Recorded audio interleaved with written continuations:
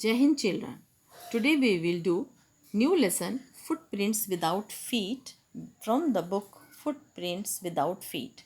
This lesson is written by H.G. Wells. Now I'll tell you about the author, Herbert George Wells. He was an English writer. He was prolific in many genres, writing dozens of novels, short stories, and works of social commentary, satire, biography, and autobiography, and even two books on recreational war games.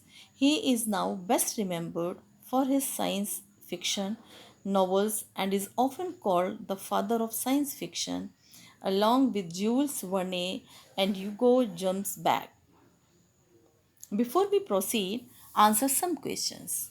Can a man become invisible? This is the story of a scientist who discovers how to make himself invisible. Does he use or misuse this discovery? Let us see the chapter now. Now we'll do summary in detail. Green was a brilliant scientist. He conducted many experiments. One day, he discovered a wonderful drug. He could make him invisible. He took that drug and became invisible. He could see everybody, but nobody could see him. Green's landlord did not like him. He tried to get his house vacated. Green became angry. He set the house on fire. Then he took the drug. He took off his clothes. He became invisible and went out.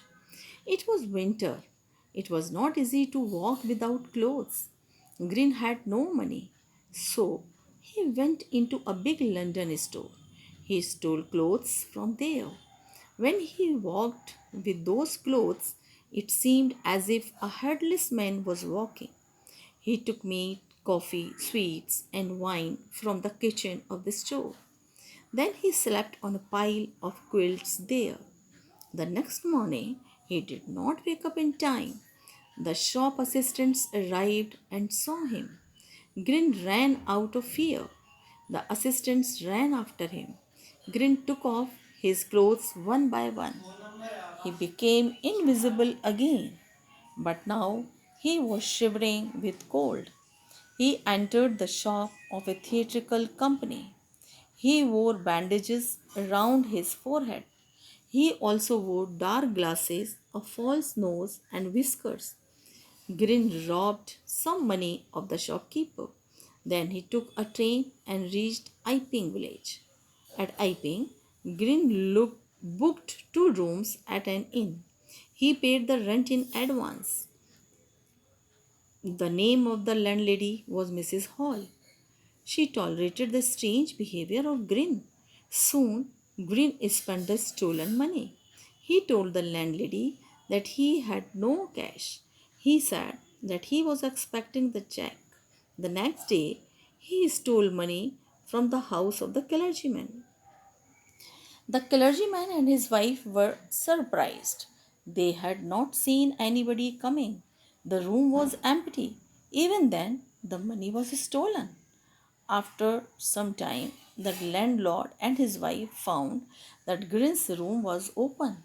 They entered the room, but there was nobody. Grin's clothes and bandages were lying on the floor. Suddenly, the head jumped and struck Mrs. Hall's face. Then the chair jumped and charged at her. The couple was afraid. They thought that there were ghosts in the room. They cried and ran downstairs. The neighbors gathered there. They thought that Green was responsible for all that. A policeman was called. Before that, Green and Mrs. Hall had a quarrel. Green became angry. He threw off his bandages, spectacles, and a false nose. Now he was wearing clothes, but his body was not visible above the neck. The people were horrified when they saw a headless man. Just then the policeman came. He was also surprised when he saw a headless man. He tried to catch Grin, but Grin started taking off his clothes. He became invisible. Those who tried to catch him got blows out of the air. Soon Green became free. Nobody knew where to lay a hand on him.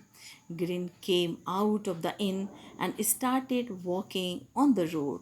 Now he was again a free man. Thank you.